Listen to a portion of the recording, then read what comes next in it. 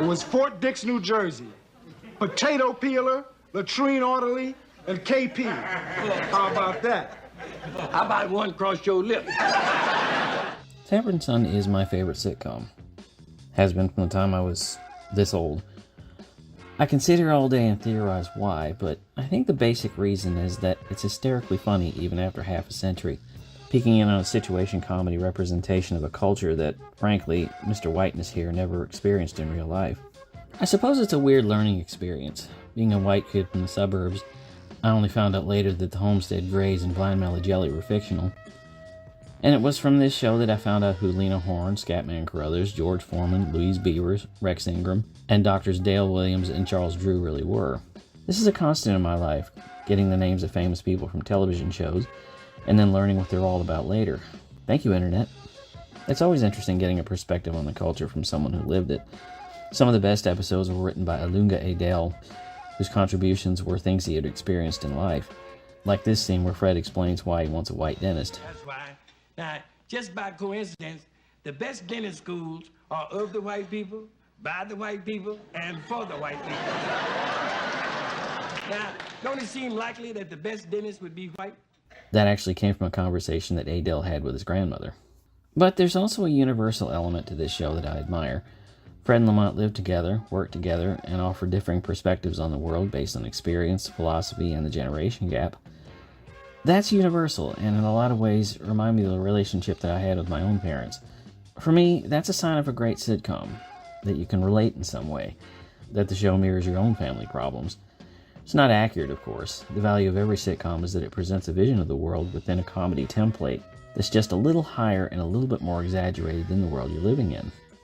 That's why I never really connected with Good Times. It's funny, but it represents such a bleak, dramatic picture of the Evans life that the balance of drama and comedy feels off. For me, it's a little too real. It took me a while to figure out the placement of Sanford & Son within the tapestry of American television. Of course, like All in the Family, it was based on a British show, this one called Steptoe & Son, created by Ray Galston and Alan Simpson, which, I'll confess, I have some difficulty traversing due to the Cockney accents, which I sometimes find unintelligible. Sanford & Son was another groundbreaking joint from the Norman Lear factory, this one adapted by Bud Yorkin and produced by Aaron Rubin. I didn't realize as a kid how few sitcoms there were featuring black characters, and this was really the first one to land in their living room. What had come before were flickering bits and pieces, Amos and Andy types. The closest was Julia, but you realized that you could change the character out for a white actress and very little of the show would change. That's not solid fact, that's just an opinion. I was born 3 months before Sanford & Son premiered, so by the time I was old enough to understand it, I saw sitcoms with black characters on a regular basis. Jeffersons, Good Times, What's Happening, Different Strokes. I thought this was a normal thing. I watched all these shows, but for some reason Sanford & Son just clicked with me. I'm not really sure why. Maybe because it didn't seem so desperately jokey. In the early seasons, the jokes seemed in service of the situation, not the laugh track. Of course, there is a breaking point for every successful sitcom. I think the first 3 years are usually the best. For this show, I think the peak was, ironically, when its star walked away. Red Fox walked away from the show over a contract dispute during the 6th season and was absent from the show. That was explained in the continuity as Fred being away at his cousin's funeral in St. Louis, leaving Grady in charge of the household. Those were among the funniest episodes of the entire series and some of the highest rated. It also gave me this. Grady. Grady.